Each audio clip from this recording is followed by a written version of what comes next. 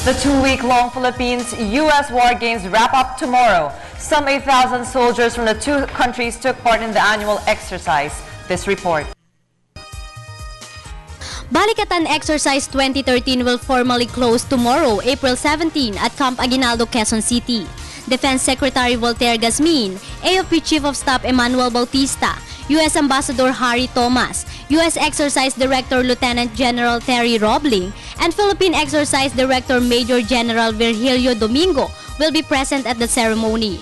Balikatan, which opened last April 5, is an annual joint training of Filipino and American soldiers to impart on each other's knowledge, tactics, and techniques in responding in times of calamities. Now on its 29th year, Balikatan is also designed to enhance the capabilities of the Filipino and U.S. military in reaching and helping the communities in need. This aims to strengthen the relationship of the Philippines and the U.S. Despite differences in races and culture, both countries believe that there is no such thing as differences in helping people.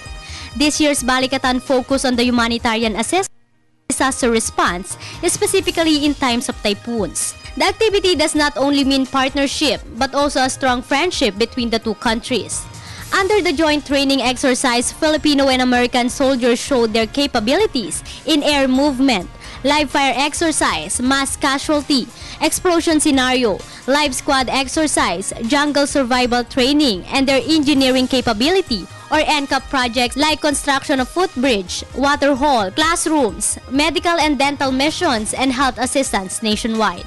A multinational roundtable discussion was also conducted where 10 countries participated including Australia, China, Indonesia, Japan, Malaysia, New Zealand, Thailand, South Korea, Vietnam, USA, and Philippines to discuss humanitarian assistance of each country and their preparedness in times of calamities. The discussion also sought to strengthen the relationship between the 10 countries. AFP also eyes possibility to open next year's Balikatan to all countries who aspire to participate. For People's Television, Dina Pagibitan.